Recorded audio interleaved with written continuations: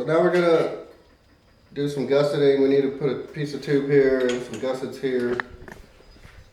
And then we're gonna fill this in with a piece of metal and weld it in, and then do something with these ends. Not sure exactly what yet, but we'll figure that out when we get to it.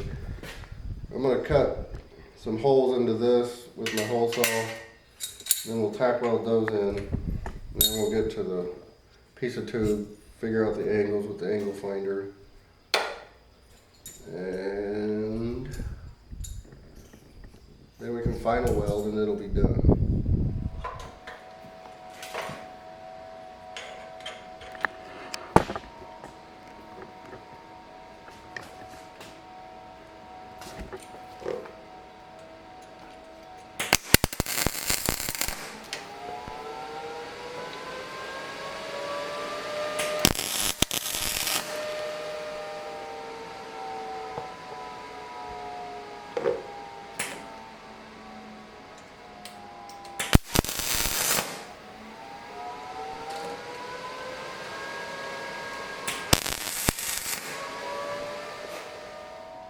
Trying to decide if I want to go with 1 inch seat brace or 3/4. I think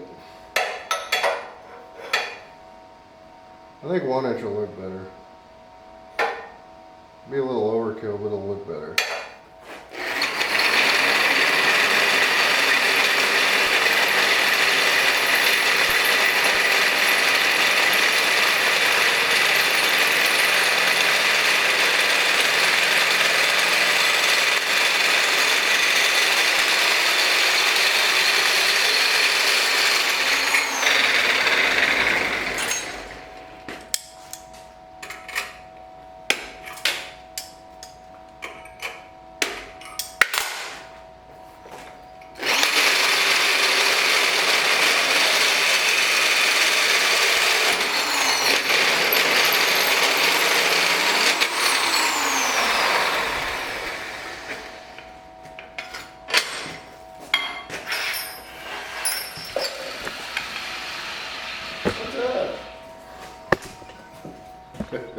Chilling.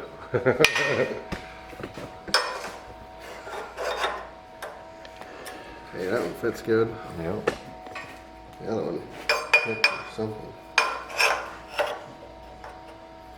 Actually, it's not bad.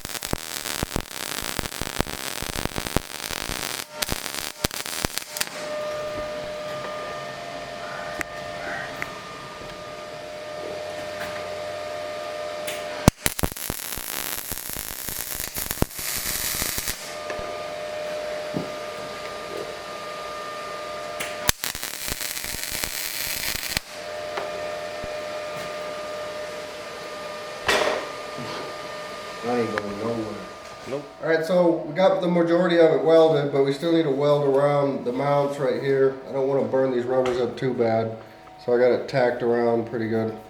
Still got to weld up here and under here. I'm going to trim those things. Do some cleanup and welds back here where I can't get to. So let's get the swing arm pulled off and get this thing finished up.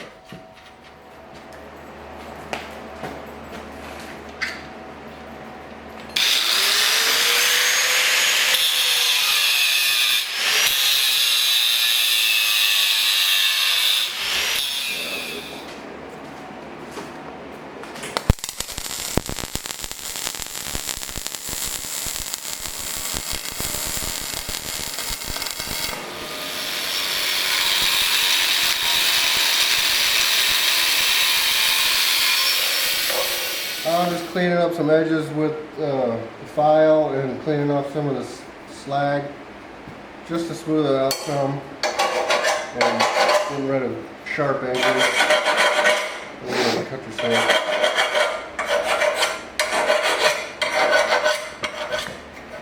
We're going to throw the swing arm on.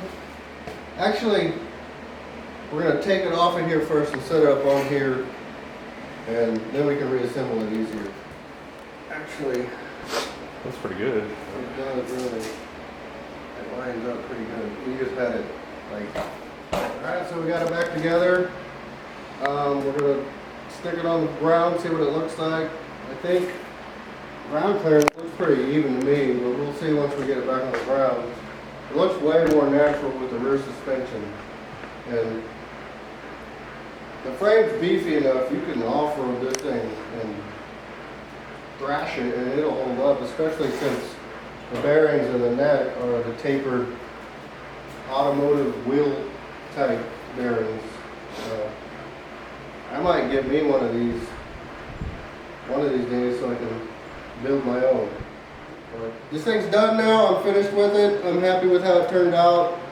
The shock still needs some more adjusting, or even a larger, stronger shock. It's a 1,200 pound shock with adjustable dampening and spring rate. But I'm happy with everything else. It turned out good. It matches the bike so much better than the hardtail. The frame style, design, and everything. And I don't even think it needs raised up in the front. It's pretty even. And when you sit on it, it brings it down better. But that's it for now. Thanks for watching. Go like and subscribe if you want to see some more content. We got a ton of projects coming. So, and my new helper Ed Hayward, shout out to you. That this is freaking. I couldn't have done this quick without you. So go check out my Instagram. I got all my builds on there. Hit like and subscribe, and don't forget to come back and watch for some more.